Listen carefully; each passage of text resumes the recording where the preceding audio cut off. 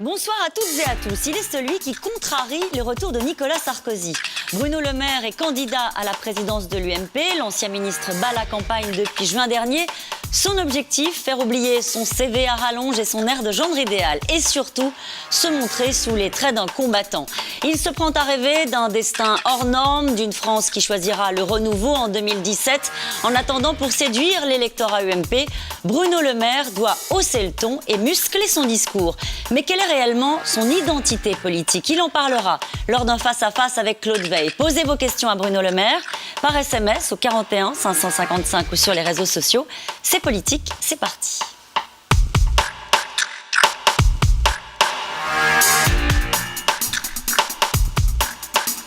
Je voulais vraiment me faire des 100 mètres. Parce qu'on pourrait dire, il y a quelques questions là, puis quelques questions là, puis des questions là. Ben non, à chaque fois, c'est l'essuie-glace. Hein. Après, on me dit que j'ai maigri, mais c'est normal. À raison d'un meeting par jour, je fais un marathon en une semaine, je vous assure. Bruno Le Maire, devenu un pro du one-man show. Qui l'eût cru? Ce soir-là, 600 militants sont venus l'écouter. Lui, l'ancien ministre qui défie Sarkozy, l'ancien haut fonctionnaire, bien décidé à s'emparer de l'UMP. Oui, bonsoir. Levez-vous pour qu'on puisse vous voir. Vive Château-Renard, vive la République et vive la France. Ce type d'exercice, ça permet aussi de casser un peu l'image de brillant technocrate un peu froid que vous pouvez avoir. Vous savez, moi je me soucie pas du tout de mon image, hein. Je m'en moque que de ma première chaussette. Il est clair, il est concis, son discours me plaît, voilà. Ce qu'il dit, c'est quelque chose qui ressent le plus profond de lui-même. C'est ce que je suis retenu ce soir. Voilà. Vous savez, objectivement, quand je sors d'une salle comme ça et que je vois le soutien des militants, je me dis que tout est possible. Tout est possible. Pas du genre à douter, Bruno Le Maire. Il est entré dans l'arène, c'est pour gagner. Et si le gendre idéal de la politique était finalement un guerrier?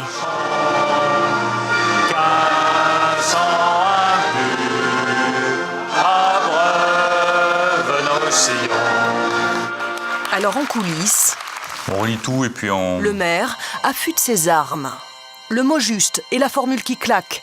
Normalien, agrégé, énarque, l'homme est aussi écrivain. Qu'est-ce que j'avais dit?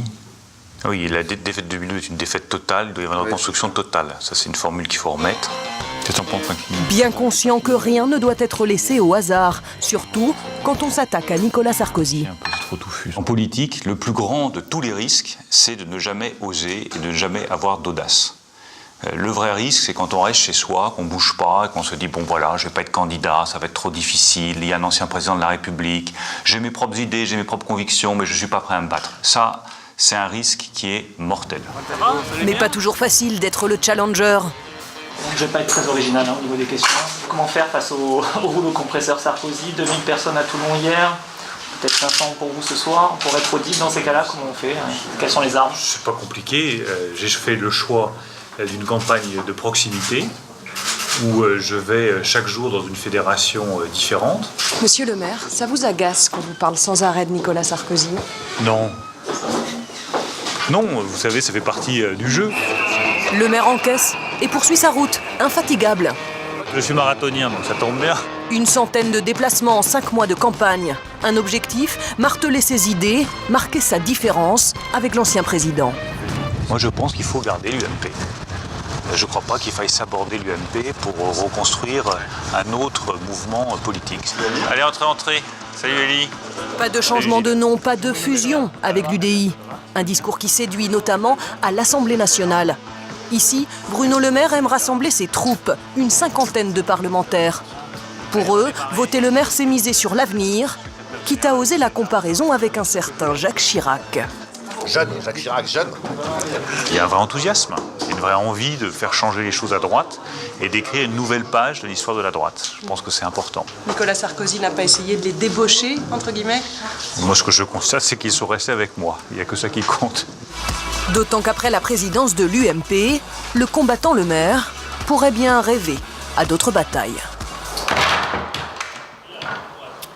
Bonsoir Bruno Le Maire. Bonsoir Caroline Roux. Alors dans ce portrait signé Elisa Coudray et Dominique Lemarchand, il y avait une comparaison avec Jacques Chirac jeune. Ça vous parle ou pas? Ça me parle, mais ce serait très prétentieux de faire ce genre de comparaison. Moi, c'est pas ce que je retiens. Ce que je retiens, c'est la phrase d'un militant de Château-Renard, mon ami Bernard Rennes, qui dit « Il pense ce qu'il dit au plus profond de lui-même ». Je crois que c'est vraiment ça, ma campagne pour la présidence de l'UMP.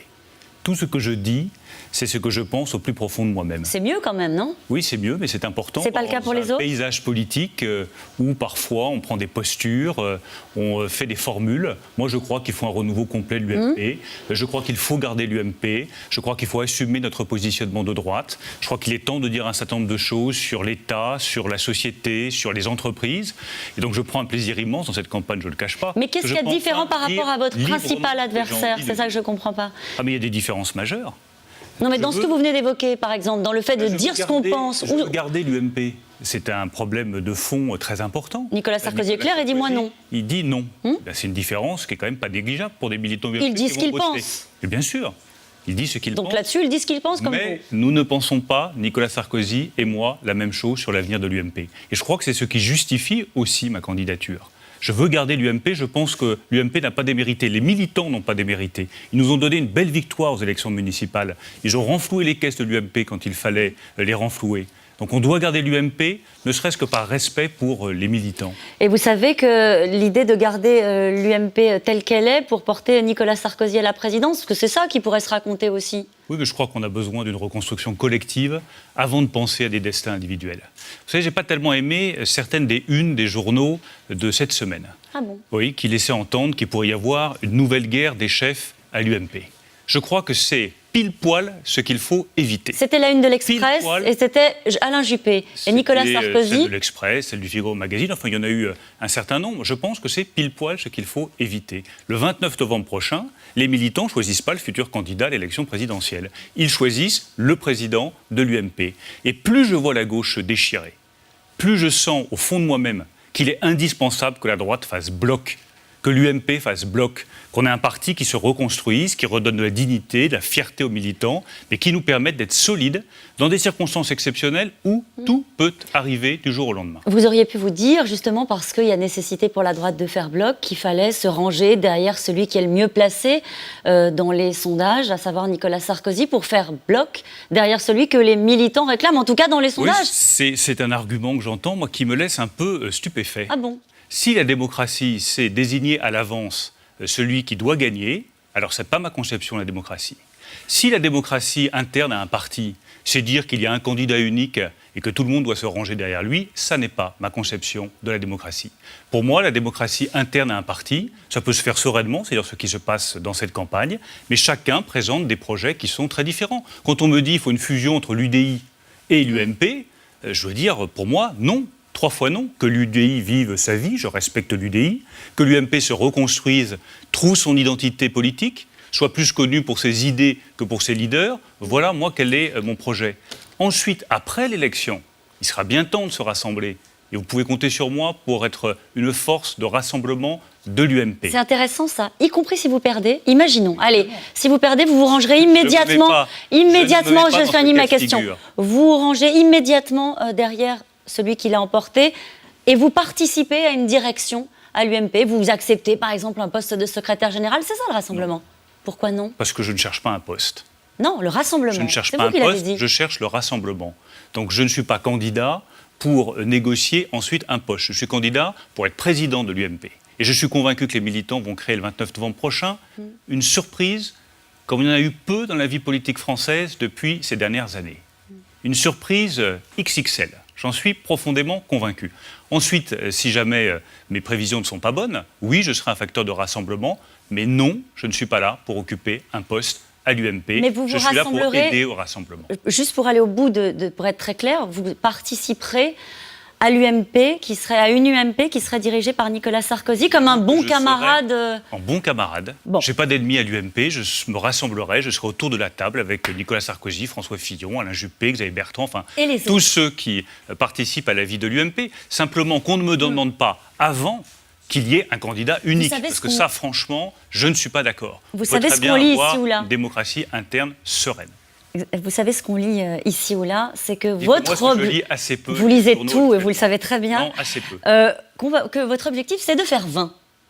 Ça veut dire que 20% à la présidence de l'UMP, à 20%, qu'est-ce que ça change dans le parcours politique de Bruno Le Maire? Mon objectif, c'est de gagner, Caroline Roux.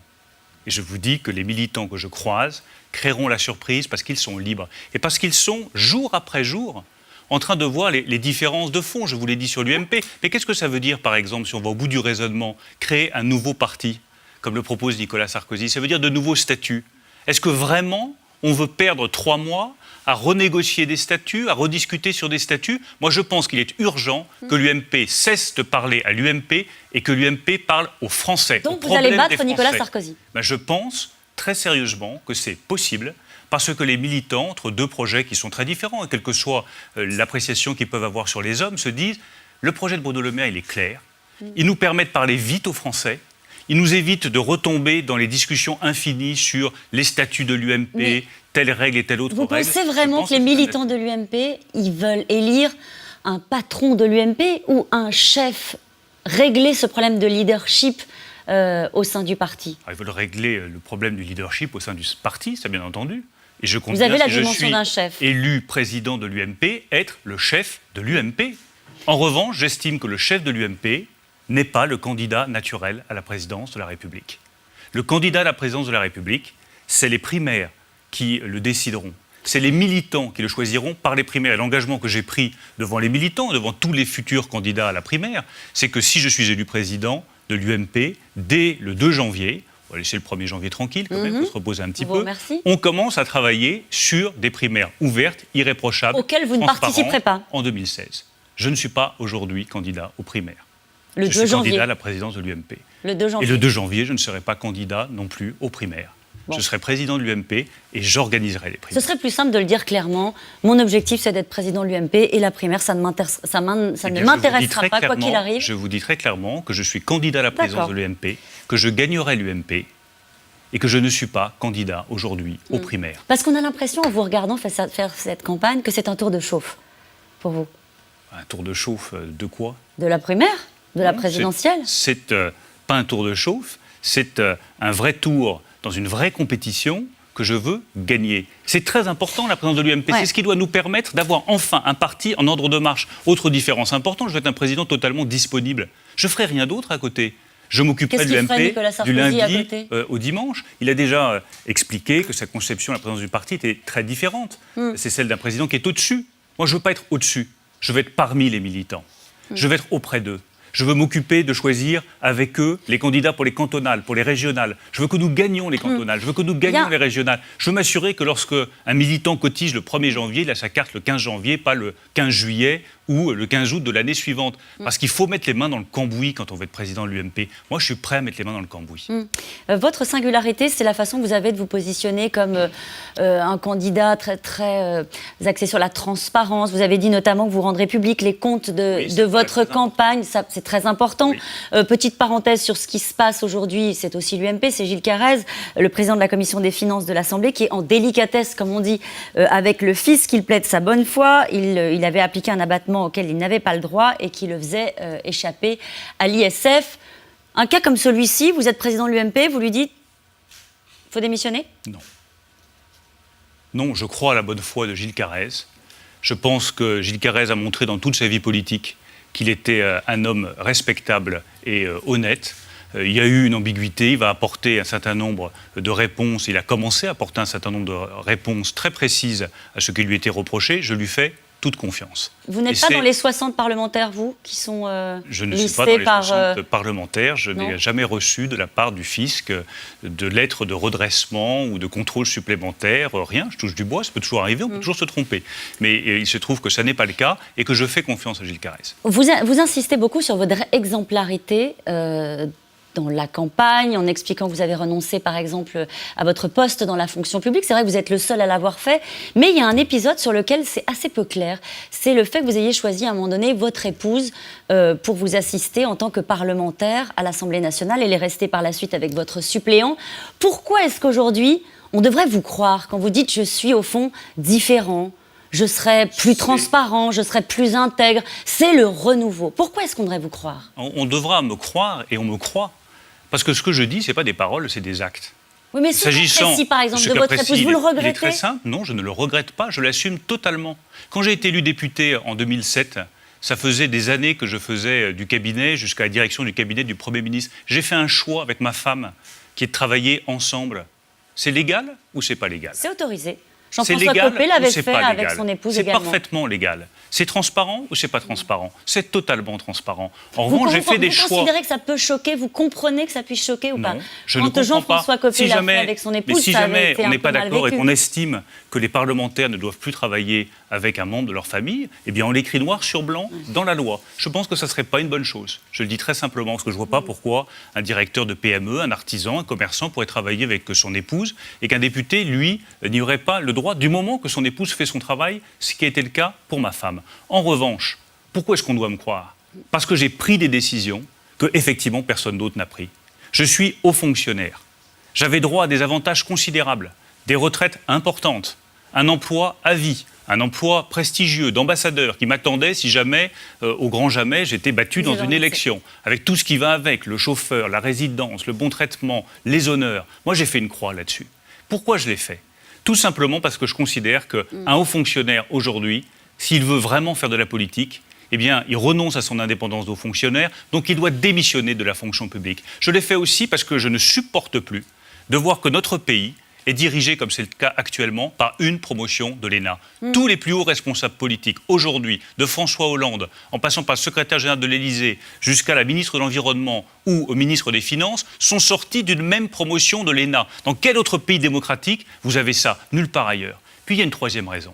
C'est que moi, j'aimerais bien que sur les bancs de l'Assemblée nationale, il y ait moins de fonctionnaires et qu'il y ait plus de gens du privé, qui viennent des PME, des artisans, des commerçants, des salariés, des employés. Eux, ils ne peuvent pas faire de la politique. Tout simplement parce que s'ils sont battus, eh bien c'est direct Pôle emploi.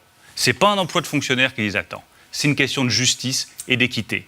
Si jamais on veut croire ce que je dis, qu'on regarde ce que je fais. C'est clair. On passe à l'économie. C'est mercredi que la Commission européenne va se prononcer sur le budget français. Dans sa lettre adressée à la France, Bruxelles demande les raisons qui ont conduit Paris à ne pas respecter les objectifs de baisse des déficits. Le ton monte naturellement et François Hollande a déjà prévenu, il n'ira pas au-delà de 21 milliards d'économies. Tout repose désormais sur le soutien de l'Allemagne. Magali Lacrose et Stéphane Lopez.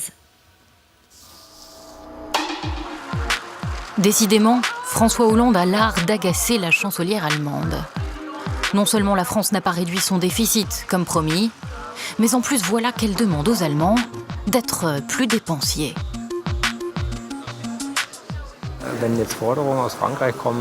La France a de telles exigences sur la nécessité d'augmenter les investissements publics en Allemagne que ça nous agace un peu.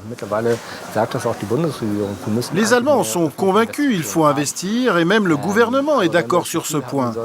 Mais s'il faut juste dépenser et investir sur un coup de tête, sur des projets qui ne font pas forcément sens, sans que les Français, eux, respectent leurs engagements, alors forcément, les Allemands sont sur la défensive.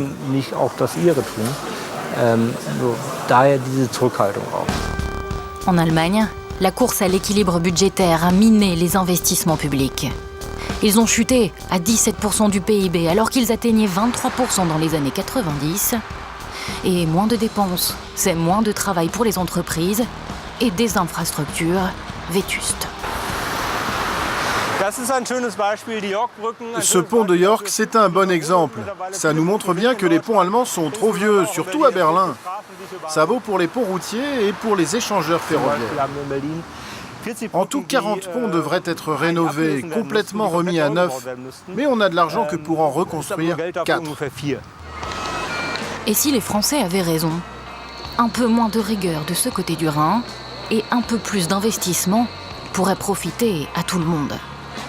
D'autant qu'au-delà de son obsession de rigueur, l'Allemagne a une hantise, la montée du Front National en France. Il y a la crainte en Allemagne d'avoir une France de plus en plus affaiblie, qui ne s'en sort pas sur le plan des réformes, sur le plan économique, et qui entraîne avec elle l'ensemble de la zone euro. Donc la France est vue comme une pièce maîtresse pour la sortie de crise, tout simplement. Et il y a l'analyse en Allemagne que si le Front National continue à augmenter, continue à se renforcer, alors le gouvernement français aura de moins en moins de marge de manœuvre pour agir dans le sens des réformes. À Bruxelles, Angela Merkel marche sur des œufs. Il faut pousser la France à réformer sans la brusquer. Alors la chancelière rappelle les règles, mais sans jamais critiquer Paris. Je me suis toujours engagée personnellement pour que nous arrivions à coordonner de façon plus étroite notre politique économique. C'est d'ailleurs une condition sine qua non aussi pour Mario Draghi. Pour sortir de cette crise, il faut d'abord respecter les règles que nous nous sommes fixées à nous-mêmes. Et justement ces règles, la France aimerait bien qu'on les change. Il n'y aura rien s'il n'y a pas aussi une adaptation des règles budgétaires de façon à ce qu'il y ait un rythme, bien sûr, de réduction des déficits, mais adapté à l'objectif de croissance, c'est ce qu'on appelle la flexibilité. En apparence, un dialogue de sourds. Mais pour la presse allemande, c'est Angela Merkel qui finira sans doute par céder. Évidemment qu'on va finir par s'entendre. L'amitié franco-allemande en dépend. Pour nous, c'est bien trop important de stabiliser la France. Ce n'est pas le moment de jouer au maître d'école, mais plutôt de trouver une solution. Au moment où le budget français passe l'examen de la Commission européenne dans la souffrance, l'Allemagne va-t-elle finalement donner un coup de main à son voisin mauvais élève? Vous connaissez bien l'Allemagne, Bien, oui. Très bien, vous êtes germanophone, mais est-ce qu'à votre avis, l'Allemagne va donner ce coup de main, une nouvelle fois, j'ai envie de dire, à la France? D'abord, je trouve que c'est un peu humiliant, cette façon que nous avons de tendre la sébille à Mme Merkel. Ce n'est pas ma conception de la France et ce n'est pas ma conception de l'Union européenne, dans laquelle il doit y avoir une stricte égalité entre la France et l'Allemagne. Ce n'est plus le cas aujourd'hui. La deuxième chose, c'est que... Ça date pas d'aujourd'hui, hein. Ça date pas d'aujourd'hui, mais plus ça va, plus ça se détériore, et plus, je crois, ça humilie les Français. La deuxième chose, c'est qu'on se fait des illusions sur ce grand plan de relance. À nouveau, on nous vend des illusions. Il y aura quoi, 200 milliards, 300 milliards? Combien est-ce que va toucher la France? 10 milliards, 15 milliards? Et on pense vraiment que ça va nous aider à sortir des difficultés où nous sommes. La solution au problème français se trouve en France. Elle ne se trouve ni à Berlin, restons, si ni vous à voulez bien Bruxelles. sur l'Europe. Vous avez été secrétaire d'État aux affaires européennes et vous savez parfaitement que le sort de la France et le sort de l'Allemagne, les sorts sont liés. On ne peut pas s'exclure en considérant qu'il faut s'occuper uniquement des problèmes français. Est-ce que vous pensez qu'il n'est pas temps, comme le dit François Hollande, de réorienter la politique européenne vers de l'investissement, de desserrer l'étau, comme on dit? Mais est-ce que vous pensez que nos partenaires européens vont nous écouter avec les résultats que nous avons? Quand vous arrivez à Bruxelles auprès des autres partenaires européens, vous dites, voilà, écoutez, moi, j'ai plus de 10% de taux de chômage, j'ai encore eu 20 000 chômeurs de plus le mois dernier, j'ai des déficits à ne savoir qu'en faire, j'ai une dette publique qui dépasse maintenant les 2 000 milliards d'euros, j'ai un déficit commercial qui ne cesse de se creuser, mais j'ai des idées géniales que vous avez intérêt à suivre. Mais ça fait éclater de rire tout le monde ou ça inquiète tout le monde. La priorité absolue, c'est de redresser l'économie française. Et j'accuse François Hollande de faire une nouvelle fois diversion avec l'Europe, avec Mme Merkel, avec ses déplacements. J'accuse Manuel Valls de faire diversion. Mais parce qu'aucune des réformes nécessaires pour que le pays se redresse n'est aujourd'hui mise en place. Moi, quand je vois Manuel Valls aller voir M. Cameron à Londres ou Mme Merkel à Berlin et lui dire de grandes réformes sont engagées, ça se limite à quoi? La réforme des notaires et la réforme des pharmaciens. Et l'ouverture des commerces le dimanche. Voilà à peu près les 3 sujets qui sont sur la table, sur lesquels d'ailleurs il y aurait beaucoup à dire. Je suis très réservé sur ces propositions. Mais sur l'indemnisation du chômage, rien. Ça fait 4 ans que je réclame une réforme en profondeur de l'indemnisation du chômage. Rien n'est fait. Sur le code du travail, qui est urgent de simplifier, rien n'est fait. Sur l'allègement des charges sur les entreprises, ça fait 4 ans que je dis qu'il faut un allègement impératif, rapide, puissant des charges, notamment sur les bas salaires, pour créer des emplois pour les jeunes et pour les moins qualifiés. C'est grave ce j'accuse à l'égard de François Hollande et de Manuel Valls. Quel est leur intérêt? C'est moins grave, Caroline Roux, que la situation de la France. C'est intéressant. Quel est leur intérêt à votre avis? Pourquoi faire diversion? C'est moins grave que la situation de la France. Et mon accusation est peu de choses par rapport aux souffrances des Français aujourd'hui, Je ne comprends dont pas si François vous voulez en Hollande et venir. Manuel Valls sont directement responsables. Où vous voulez en venir? Où Quand je vous veux dites en ils font venir, c'est diversion, qu'il il y a oui, une ils forme font de malhonnêteté diversion. intellectuelle? Mais il y a une malhonnêteté intellectuelle et un mensonge qui est, d'une certaine façon, l'emblème du quinquennat de François Hollande. Le quinquennat de François Hollande est un gigantesque mensonge, une gigantesque duperie, une gigantesque tromperie et une gigantesque trahison de tous les Français. En quoi nous trompe-t-il en ce moment sur Il ce nous qui se trompe passe à Bruxelles? Parce qu'il nous fait croire que s'il obtient un soutien de Mme Merkel ou un plan de relance de l'Union européenne, ça ira mieux en France. Et je vous dis ce soir, solennellement et gravement, que ça n'améliorera pas la situation de la France. Que tant que les changements structurels ne sont pas faits pour que notre modèle devienne enfin plus efficace et plus juste, parce que non seulement notre modèle est inefficace, 5 millions de chômeurs, mais en plus, il est injuste. On est dans un modèle dans lequel on laisse les chômeurs de longue durée de côté, Alors, parlons-en. dans lequel on laisse les jeunes sans aucune solution. Et le responsable de cela, c'est François Hollande et c'est Manuel Valls, qui aujourd'hui, je le dis au passage, est en train de jouer la crise de régime. On le voit bien. En quoi? Il joue la crise de régime. Il cherche à trouver un moyen de se démarquer de François Hollande et de l'obliger à faire un choix. Soit vous me suivez, soit je m'en vais.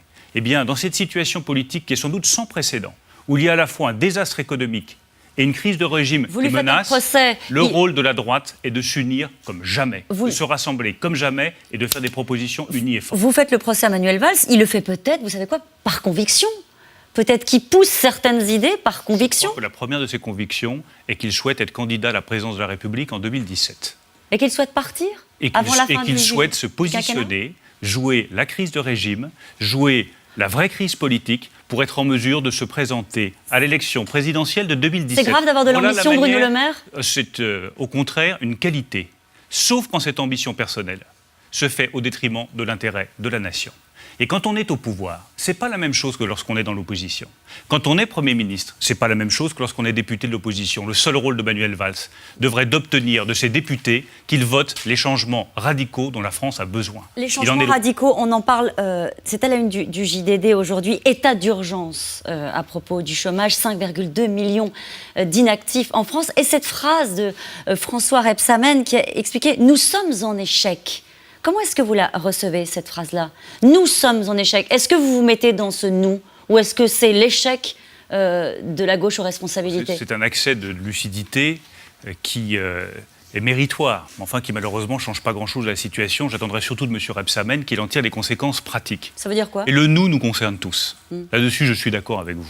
Ça fait 30 ans que nous vivons sur un modèle économique et social totalement dépassé, dont les Français sont les premiers à souffrir, les chômeurs de longue durée, dont le nombre a explosé, les jeunes qui trouvent aucun emploi, pas de CDD, pas d'intérim, rien du tout. Quand est-ce qu'on va changer enfin de modèle? Quand est-ce que la droite et la gauche auront le courage de dire aux Français « passons à autre chose ». Prenez l'indemnisation du chômage. Oui, je préfère, comme je le réclame depuis 4 ans, une indemnisation plus courte, mais un meilleur accompagnement des chômeurs pour qu'on ne les laisse pas s'enfoncer dans le chômage de longue durée. Oui, sur le Code du travail. Je préfère qu'on ait un Code du travail qui ne fasse pas plus de 1500 pages, mais un Code du travail de 150 pages qu'on réécrit totalement, qui soit plus simple, plus clair, plus souple, qui permette aux entreprises d'embaucher Pardonnez-moi, plus mais facilement. quel est le sujet? De faire un code du travail qui serait plus lisible, plus simple, moins long, moins encombrant? Qu'est-ce que ça Déjà, change si les gens pouvaient le lire, ce serait formidable. Bon, personne ne va se jeter sur le code Le du code travail du à la fin de travail cette actuel, émission. Qu'est-ce que chaque ça change page qu'on pour ceux qui rajoute- n'ont pas de travail? Est-ce que vous dites, par exemple, dans ce code du travail-là, il faut passer au contrat unique?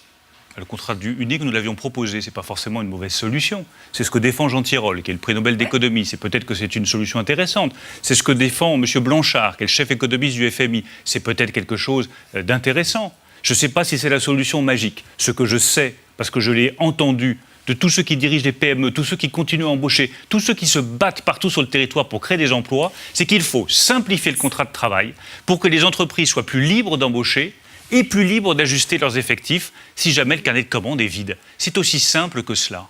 Et si C'est on ne curieux revient de pas vous vers entendre du dire bon c'est sens- aussi simple que cela. Au fond, ça fait des années que droite et gauche se cassent les dents sur, Mais oui, mais sur le essayons chômage enfin ces choses avec ces nouvelles. solutions Essayons qui ont enfin ces été choses nouvelles. essayées. Regardez, quand nous avons été à Matignon avec Dominique de Villepin, nous avions créé le contrat Nouvelle Embauche, qui était justement un contrat beaucoup plus simple, beaucoup plus souple. Ça avait permis d'embaucher des dizaines de milliers de personnes. C'est bien que ce petit fil de la simplification, de la souplesse, c'est un facteur Vous d'espoir savez, vous pour vous tous souvenez ceux comment qui ça sont s'est au chômage. terminé? Ben ensuite, on a fait le CPE. Et après ? C'est autre chose. Et après, il a été supprimé, le CNE. Eh bien, je le regrette. Je le regrette parce que je pense qu'à chaque fois, depuis 30 ans, on a hésité à plonger vraiment dans le grand bain. Et à se dire, mais plutôt que d'essayer de rafistoler un modèle qui maintenant est à bout de souffle. C'est quoi le grand bain ? Le grand bain, c'est arrêter avec un modèle inefficace et injuste et reconstruire un modèle aussi bien sur la sécurité sociale, sur la représentation des syndicats, sur le droit du travail qui soit plus simple, plus souple, plus représentatif des Français. Prenez l'exemple des syndicats. Est-ce qu'on va continuer ? Vous allez trop vite. Non, est-ce que par exemple, la question du syndicalisme, parce que c'est un point important de savoir avec qui on va négocier. C'est bien le sujet. Aujourd'hui, vous parliez du CPE. Les syndicats représentent de 5% des salariés du privé et décident pour 100% des salariés. On peut continuer comme ça ? Je ne pense pas. Qu'est-ce qu'on fait, sur les syndicats ? Eh bien, j'estime qu'on pourrait avoir des syndicats plus représentatifs, qu'on pourrait ouvrir la représentation des syndicats, y compris à des petites entreprises, et qu'en échange, chaque salarié puisse participer à des élections syndicales, qu'on puisse limiter la durée de mandat d'un délégué syndical pour qu'il ne reste pas 20, 25 ans ou 30 ans délégué syndical en bloquant les négociations, qu'on puisse transmettre Bruno Le Maire, c'était très compliqué de vous couper.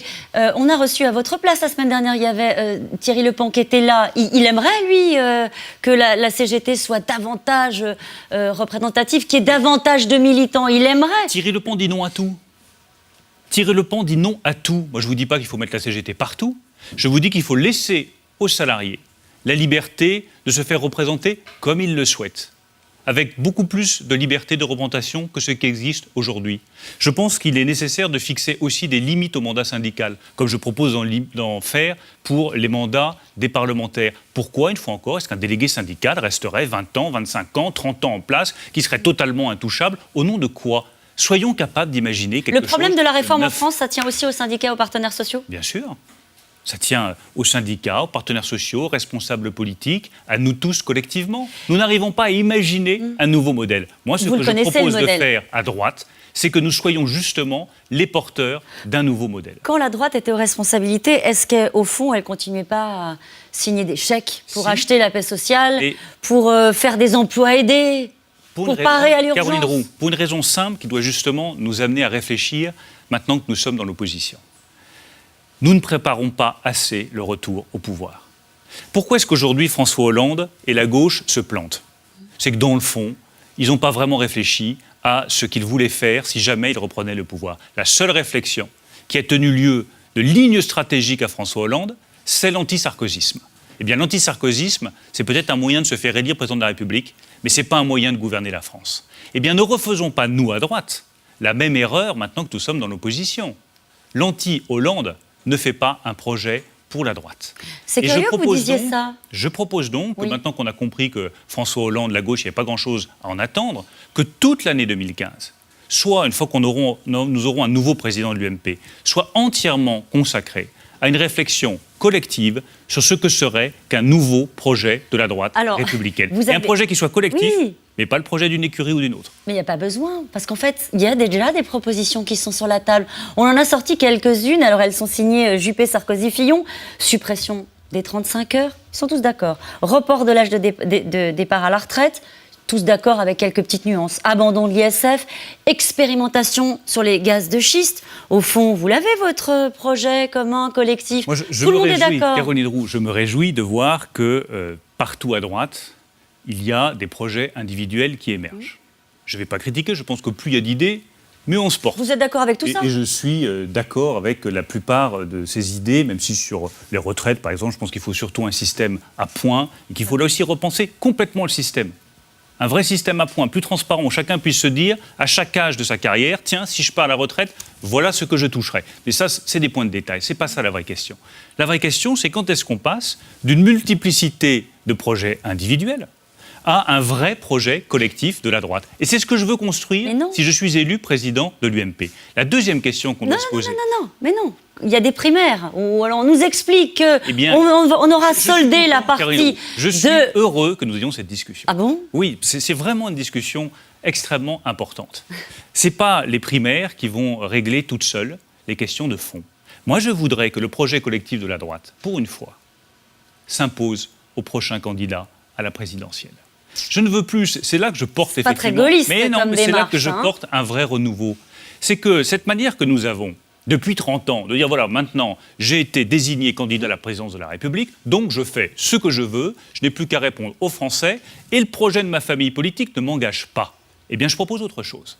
Je propose qu'en 2015, tous les militants, sympathisants de droite, tous ceux qui sont déçus par la gauche, sont nombreux, bâtissent un projet. Que ce soit un vrai projet qui vient de la base, qui soit construit par les citoyens. Et que ce projet de droite républicaine s'impose ensuite ça changera quoi à notre... Eh bien, ça changera une chose majeure. Ouais. Une chose majeure. C'est que nous serons obligés de tenir parole. Parce que ce ne sera pas le projet d'un homme qui pourra ensuite se dédire. Ce sera le projet d'un peuple qui sera le peuple de droite. Ouais. C'est un vrai changement qui me paraît absolument essentiel. Car la question n'est pas est-ce que nous avons plein de bonnes idées, tout le monde en a plein. Toutes les idées qu'apportent François Fillon, Alain Juppé, Xavier Bertrand, Nicolas Sarkozy sont pour la plupart d'excellentes idées. Donc la primaire, ce sera un concours de beauté. Caroline Roux, la question la primaire, n'est pas ce sera un concours de beauté entre peut-être ces trois-là et vous. Il y aura des différences de fond. La question n'est pas là. Non, vous venez de nous dire qu'il faut que ce monde se rassemble sur un Caroline projet. Roux. Oui. La question essentielle, si vous me permettez pour le coup, je vous permets. cette fois de terminer. Allez-y. La question essentielle, c'est qu'est-ce qui garantit que cette fois-ci, nous appliquerons ce que nous avons promis. Car permettez-moi de vous rappeler, qui était un peu cruel, que le contrat unique, on l'avait proposé en 2007, on ne l'a pas fait. La suppression des 35 heures, nous l'avions proposé, nous ne l'avons pas fait. La TVA sociale, sa durée de vie, ça a été quoi déjà, rappelez-moi? 3 semaines. Entre 2007, l'élection présidentielle, et les mêmes législatives de 2007, ça a été ensuite abandonné. Donc la question cruciale de la droite, c'est comment est-ce qu'elle réussit son retour au pouvoir? Comment est-ce que le projet qu'elle porte s'impose à elle? Et comment est-ce que nous garantissons aux Français que cette fois-ci nous tiendrons parole et nous appliquerons ce que nous avons dit? Et c'est tout le sens de mon engagement pour la présidence de l'UMP. C'est que je veux construire avec les militants de l'UMP un projet qui s'impose à droite et qui soit une obligation morale pour celui qui sera notre candidat. Et que vous incarnerez à la présidentielle. C'est ça qu'on entend si vous finissez vous la phrase. Mal. Ah bon, j'entends mal. Je ça veux peut m'arriver. simplement que nous tenions parole. Le point clé. On parle de l'immigration, qui est un sujet qui a été évoqué par Nicolas Sarkozy et d'autres cette semaine dans la campagne interne à l'UMP. À Calais, 2500 migrants essaient chaque jour de traverser la Manche. Un drame humain pour les réfugiés et une population calaisienne qui se crispe de plus en plus. Le ministre de l'Intérieur a envoyé 100 policiers en renfort, insuffisant pour Marine Le Pen, qui s'est rendue sur place vendredi. Reportage François-Xavier Rigaud et Michael Spitzberg. En quelques mois à peine, à Calais, le nombre de migrants a été multiplié par 4. Il serait désormais entre 2000 et 3000 à se masser dans la ville. Tous avec le même espoir, traverser la Manche pour rejoindre la Grande-Bretagne. Cet afflux de migrants exaspère de plus en plus les Calaisiens. Il y a plus que des Calaisiens. Bah oui, on va attendre en 2017, hein. Marine Le Pen elle va passer.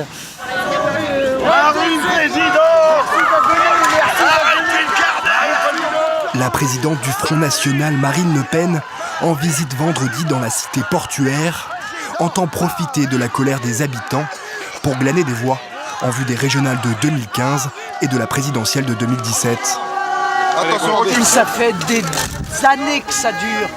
L'UMP, le PS ne font strictement rien. On ne prend pas la mesure du désespoir de cette population. On ne veut pas régler le problème de l'immigration clandestine. Alors je viens dire qu'il est possible de le faire. Encore faut-il en avoir le courage. Encore faut-il remettre en cause la première chose, à savoir Schengen. Nous devons retrouver la maîtrise de nos frontières. 200 personnes sont venues accueillir Marine Le Pen. Pendant un peu plus d'une heure, la présidente du Front National déambule dans le centre-ville de Calais. L'ambiance est électrique. Pro et anti-FN se toisent et s'invectivent. Allez, dégage-la, barre-toi de là! Barre-toi de la Marine! Du ménage, ça fera pas de mal. Parce que vous allez me dire, ok, Valls, il est où Valls? Il n'y a rien fait, Valls, pour l'instant. Hollande, il n'y a rien fait pour coller. Venez un peu chez moi. Moi, il y a entre 100 et 500 qui passent tous les jours face de chez moi. Hein, avec des bouteilles d'alcool et tout dans les mains. C'est quoi ça? Hein, ça se bat sans arrêt dans mon quartier. C'est quoi ça? Il n'y a personne qui vient voir là. Il n'y a personne qui fait quoi que ce soit. Face à la situation, la maire UMP de Calais et le ministre de l'Intérieur Bernard Cazeneuve se sont mis d'accord pour ouvrir prochainement un centre d'accueil de jour pour les migrants. Une aberration selon Marine Le Pen. Ces gens n'ont pas envie de rester en France, ils veulent aller en Angleterre. On fait quoi concrètement de ces 2500 personnes qui sont là en ce moment? On les renvoie chez eux, monsieur. Madame. On les renvoie chez eux, c'est ça la solution, Bruno Le Maire?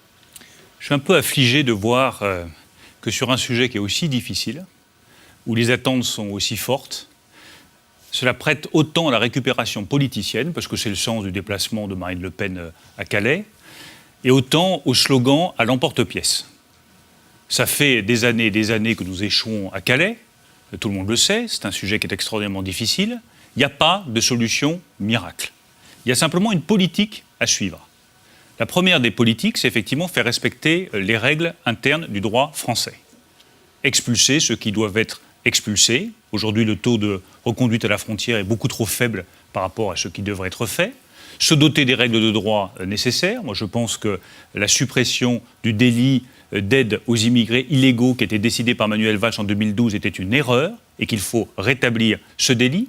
Et enfin, s'agissant de l'Europe, être capable d'avoir plus de solidarité européenne et un vrai contrôle des frontières extérieures de l'Union. Parce que la difficulté, ce n'est pas une fois que les gens sont à Calais, c'est comment est-ce qu'on empêche les immigrés clandestins d'arriver à Calais. Comment on réajuste Schengen?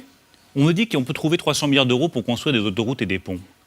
Eh bien, j'aimerais bien qu'on trouve quelques milliards d'euros pour que Frontex, qui est l'agence qui contrôle les frontières de l'Union européenne, ne soit pas dotée d'une misère, c'est-à-dire 84 millions d'euros, mais des moyens de mettre en place un vrai corps de garde-frontières qui contrôle les frontières extérieures de l'Union. Et je voudrais aussi qu'au-delà de ces slogans, on prenne la mesure de ce qui est en train de se passer. On est en train de rentrer dans un monde totalement différent. Il y avait 60 000 immigrés clandestins en 2013 qui sont venus en France. Depuis début 2014, alors qu'on n'est même pas encore à la fin de l'année, il y en a 140 000. La réalité, c'est que le délitement de tous les États, en Afrique du Nord, en Syrie, en Irak, au Moyen-Orient, l'islamisme, la menace terroriste, la misère dans ces pays, font arriver sur notre continent européen des dizaines et des centaines de milliers de personnes le qui constat, attendent... tout le monde le fait. Hein. Oui, mais c'est au niveau des solutions. Je regrette, j'ai l'impression que personne n'a compris qu'on était en train de rentrer dans un monde nouveau, que c'est pas comme il y a 10 ans. Que l'effondrement des États en Afrique du Nord et au Moyen-Orient fait qu'aujourd'hui, ce n'est pas des dizaines de milliers, ce sont des centaines de milliers de clandestins qui s'apprêtent à débarquer. Et que donc la solution, elle est par un renforcement des règles européennes, des contrôles des frontières extérieures de l'Union, plus de solidarité européenne et pas moins. Je vous laisse avec Claude Veil qui a lu vos livres et qui essaie de confronter le politique et l'écrivain. Qu'il a lu avec profit et de manière passionnée. Vous êtes un homme politique très atypique parce que vous êtes à la fois un écrivain. Et je pense que c'est important pour vous, cette double activité qui vous singularise dans la classe politique. Non seulement vous êtes un écrivain, mais vous êtes un écrivain qui écrit sur la politique. Votre dernier livre, Jour de pouvoir, qui raconte en gros votre période au ministère de l'Agriculture, est une plongée dans les coulisses de la politique. Et c'est l'interrogation que ça fait naître chez moi. Je vous écoute depuis tout à l'heure, très volontariste, très argumenté, très tendu vers votre objectif politique.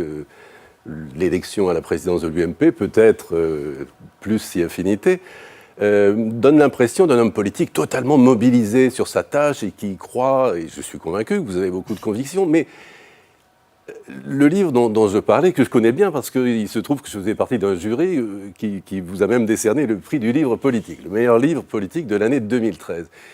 La lecture de ce livre laisse l'impression que la politique n'est qu'un théâtre d'ombre, une foire aux vanités, que rien ne sert à rien. Tant d'énergie, tant d'intrigues, tant de peau de banane, tant de travail, tant de volonté, tant de détermination, tant de réunions européennes, tant de réunions de partis, de meetings, pour si peu de résultats. C'est ça l'impression que ça donnait. Oui. Est-ce qu'il n'y a pas chez vous deux Bruno Le Maire, un écrivain, un intellectuel qui regarde la politique avec beaucoup de désenchantement, et un politique qui, lui, ne peut pas dire que le roi est nu, et qui donc pédale de toutes ses forces sur le bûcher des vanités? On a des phases dans sa vie, je crois. Il y a des moments où on consacre son activité, son énergie à quelque chose, puis 5 ans après à autre chose. Le livre que vous citez, il est effectivement très important pour moi, parce que c'est un constat un peu désabusé que dans le fond, les politiques, s'ils continuent à fonctionner de la même manière, sont impuissants. Et je me refuse à ce constat d'impuissance des politiques. Et donc je suis entré... Calais, on est un bon exemple, c'est un bon point de départ. Tous les États européens sont d'accord avec ce que vous avez dit. Mieux garder les frontières, renforcer les moyens de Frontex. Oui, sauf qu'ils ne le font pas. Mais sauf que c'est un symptôme de l'impuissance publique. C'est un parfait symptôme de l'impuissance publique. Et donc, à un moment donné, intérieurement, j'ai évolué. Je me suis dit, écoute, maintenant, il faut que tu fasses un choix. Soit, effectivement, tu te résignes, soit tu te bats. Et le changement majeur chez moi, depuis quelques mois, je pense qu'on l'a observé, et les reportages ont été bien faits, je suis un combattant. Et j'ai fait le choix intérieur, très profond, de me battre maintenant le plus possible, avec le plus de détermination possible, pour mes convictions, pour que ça marche, et pour que la politique fonctionne autrement. Quand j'entends dire effectivement que la solution à Calais, elle passe par davantage de CRS, non. Elle passe d'abord par notre capacité collective en Europe à avoir des frontières qui soient sérieusement contrôlées par de vrais gardes-frontières. Et je préfère me donner les moyens. C'est des slogans. Aussi longtemps qu'au sud de la Méditerranée, des centaines de millions d'hommes rêveront de fuir la misère, il y a des gens qui passeront sur des bateaux, des embarcations de fortune, qui se noieront, qui arriveront à Lampedusa, et on ne les jettera pas à la mer. Je ne parle pas du sujet de fond, ça parle aussi par le développement effectivement de ces pays, et le développement économique de ces pays. Mais ce n'est pas le sujet de fond là dont je veux parler. Ce que je veux vous dire, c'est que je suis désormais totalement déterminé à ce qu'en France, ma génération prenne ses responsabilités. Pourquoi les Français n'y croient plus ? Ils n'y croient plus parce que les résultats ne sont pas là. Et à un moment donné, j'ai fait ce chemin intérieur qui m'a conduit le 11 juin à me porter candidat à la présidence de l'UMP. Je me suis dit, quand je vois effectivement ce constat d'échec sur beaucoup de sujets, notamment sur l'emploi, qui est pour moi un vrai scandale, notamment sur l'emploi des jeunes, notamment sur l'emploi des personnes de plus de 50 ans, je dis, mais écoute, maintenant tu as un choix à faire. Soit tu te bats, soit tu fonces, soit tu y vas, soit tu te mets en retrait. J'ai fait ce choix, à partir du 11 juin, de me porter candidat à la présidence de l'UMP et désormais de me consacrer totalement à la politique pour que ma génération prenne ses responsabilités et pour qu'elle propose quelque chose de différent aux Français. Dans le fonctionnement de la politique, dans les décisions, dans les pratiques, dans le comportement, dans le langage. S'il y a des choses qu'on ne peut pas faire, que je ne sais pas faire, je le dis. S'il y a des choses différentes à faire, je le dis aussi. Et on ne peut pas me reprocher de ne pas avoir été cohérent. Ça fait des années, pas des mois, des années que je réclame un vrai changement de modèle économique. Quand je proposais la réforme de l'indemnisation du chômage en 2011, c'est pas la gauche qui l'a refusé. C'est la droite. Si vous Quand je proposais un autre code du travail, c'est pas la gauche qui l'a refusé, c'est la droite. La société n'est pas si plastique qu'on puisse la changer par décret ou en claquant des doigts. Vous avez listé tout à l'heure, c'était très cruel, la liste de ce que Sarkozy avait promis et n'a pas fait. Les 35 heures, les retraites, etc. Qu'est-ce qui fait que demain, les choses se feront différemment dans la mesure où les résistances de la société, les citoyens ont le droit aussi de participer à leur destin. La décision ne peut pas tomber du ciel. C'est exactement, je suis entièrement d'accord avec vous. Et c'est exactement ce que je propose et que j'ai voulu expliquer tout à l'heure à Collerine Roux. Je ne crois plus au sauveur qui va tomber du ciel ou à l'homme providentiel et dire « Moi, j'ai les solutions aux problèmes des Français. Faites-moi confiance, je vais les appliquer. » Je n'y crois plus. Ça fait 30 ans qu'on vend ça et ça ne marche pas. Je propose donc une démarche radicalement différente qui est de dire « On va écouter le peuple français, en l'occurrence le peuple de droite que je veux rassembler à l'UMP. On va écouter ses propositions, on va à partir de là faire un projet qui s'imposera à notre futur candidat. Il ne pourra pas dire, écoutez, moi je n'ai qu'à répondre devant les Français, il devra répondre devant le peuple de droite qui a créé ce projet. Tout ce que je vois depuis 2 ans que je circule en France, c'est que ce qui marche, ce sont les initiatives qui sont prises par les Français. Ce qui échoue, ce sont les grandes décisions prises par les grandes administrations publiques à Paris.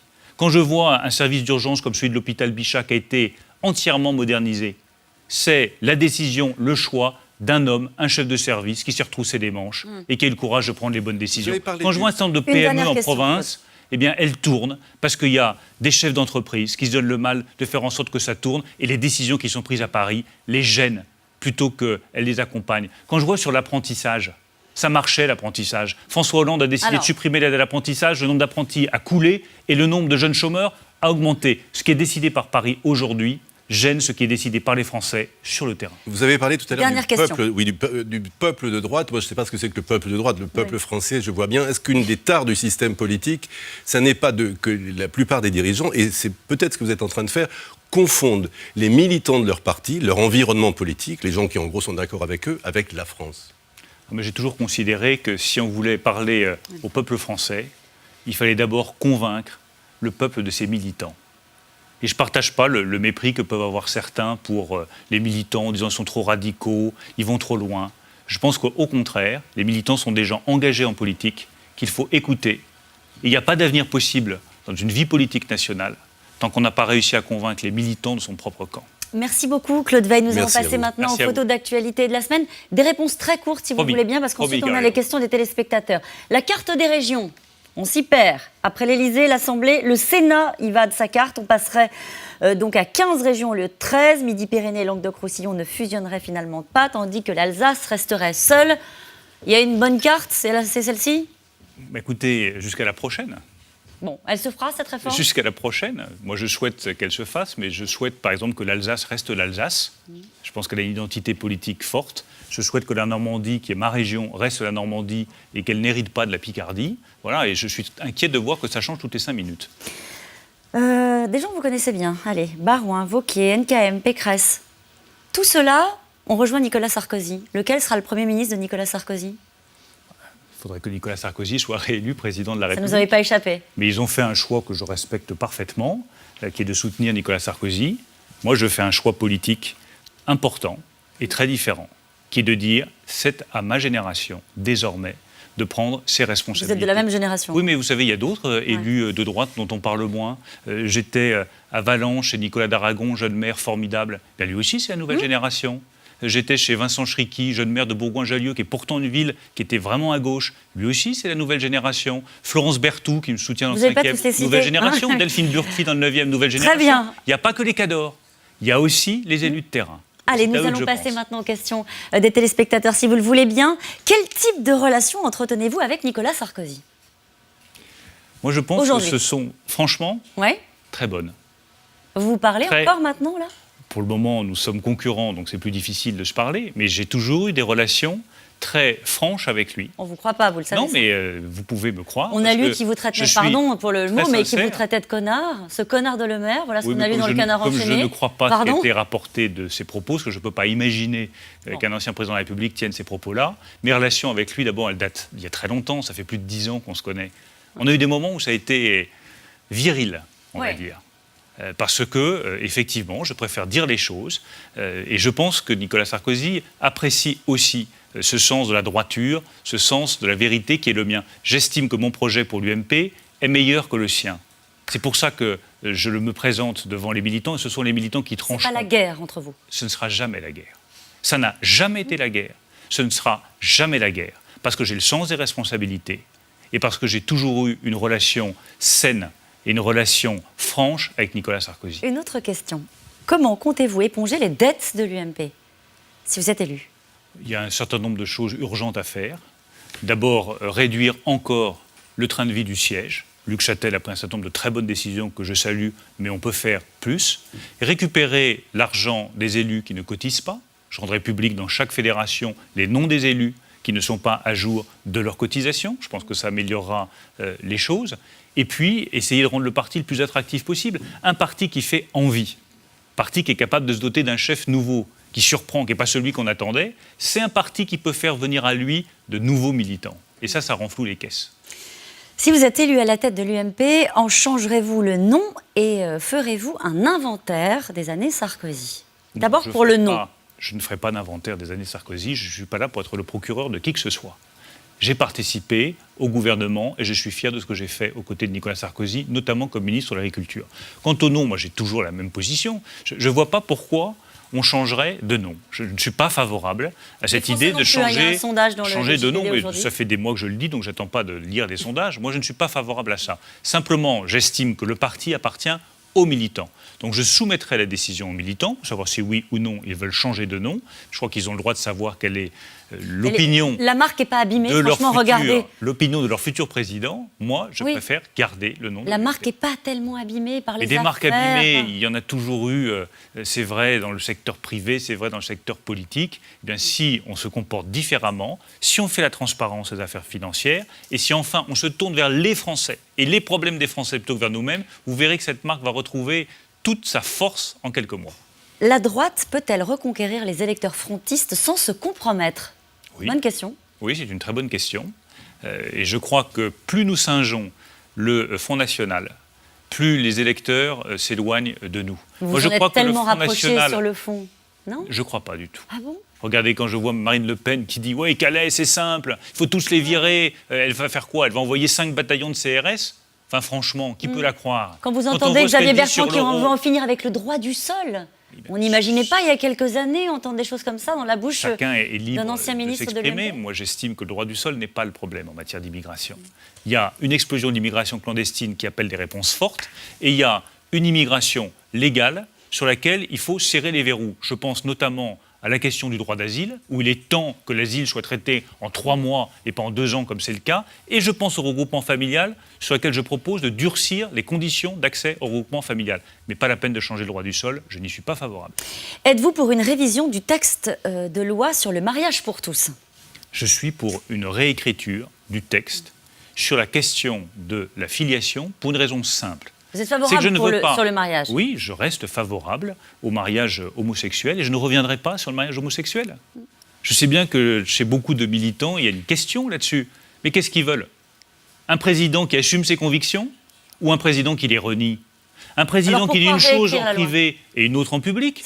Ou un président qui assume ce qu'il dit en privé comme en public? Je n'ai qu'une seule parole. Et c'est pour ça qu'on peut me croire. En revanche, il faut réécrire la loi sur la question de la filiation, parce qu'aujourd'hui, elle a autorisé la Cour de cassation à dire, écoutez, nous on a vu le texte, ça autorise la PMA pour les couples homosexuels, ça j'y suis totalement défavorable, et je ne vous parle même pas de la GPA, à laquelle je suis totalement opposé. Par-delà les États et les gouvernants, pensez-vous qu'il existe un désir d'Europe au sein des peuples? Aujourd'hui, non. Non, aujourd'hui, non. Tout simplement parce que pour désirer quelqu'un, il faut que ce quelqu'un soit aimable. Il faut que ce quelqu'un réponde à vos attentes.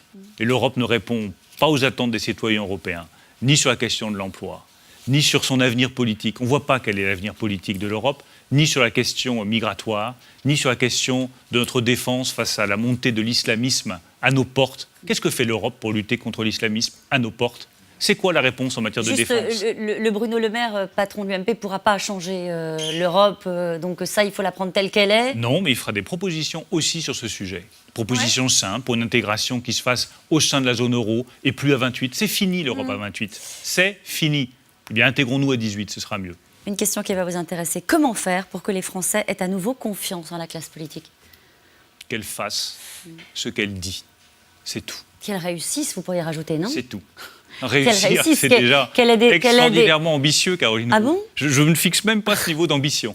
J'aimerais bien, je ferai tout, évidemment, pour que ma famille politique obtienne des résultats sur le front de l'emploi, qui est aujourd'hui le véritable problème de tous les Français. Mais avant ça, si déjà, ce que nous promettons, nous le tenons, déjà, ce serait un changement par rapport aux 30 dernières années politiques passées. Dernière question très vite, pourquoi ne vous êtes-vous jamais présenté à des élections municipales?